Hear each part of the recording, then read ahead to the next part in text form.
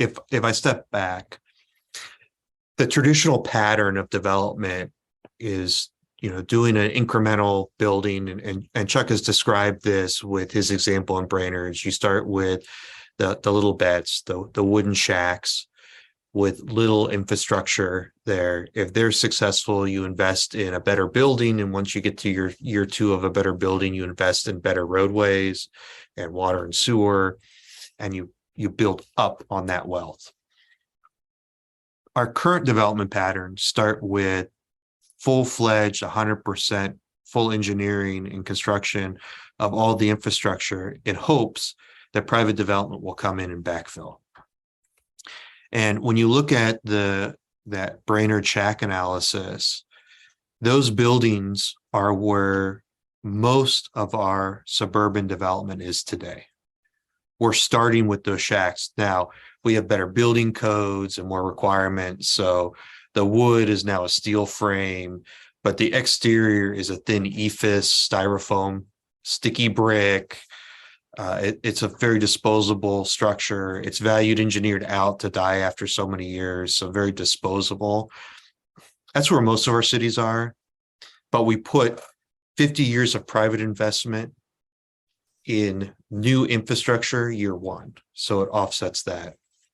So we have to recognize that difference and understand that model.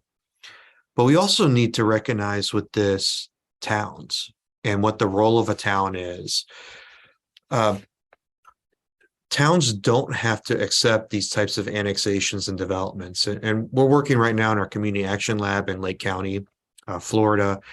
Really, really interesting struggle they have there, where they have some communities of just a few thousand people that have 25,000 and 35,000 proposed residential units in these towns that are coming on board. So imagine a 4-block Main Street, and they have an entitlement of 25 or 35,000 units coming down the pipe. They got there in many of these cases because the cities annexed them in this idea of growth. And we've talked about this with the Ponzi scheme. I think it's okay for towns to say no to annexations and additions to their community.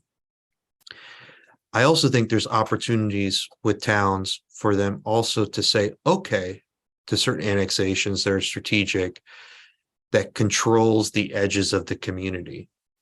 So if you have a small rural town and on the edges you're under threat because the county is focusing on approving developments and they're just letting this stuff go in, these towns should be approaching those undeveloped tracts and trying to get them within the city, not for the purposes of development, but for the purposes of protecting the edge of the community.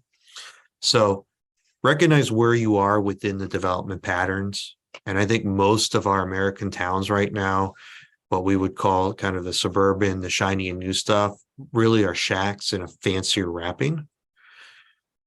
We also need to empower our towns and smaller communities to establish where those edges are and protect them, because those are the most critical areas within our towns, and provide that as an edge and that growth buffer within those areas.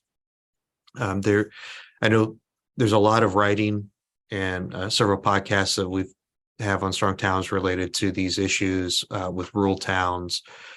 And definitely worth diving into that and listening to that, because I think there are more rural town issues to deal with that have this pressure of unsustainable development practices than we do in big cities across the country. So even though you're small as a city, and I worked in a town of 5,000 people, when you start to add up all of those together, you actually have a larger minority and a bigger voice.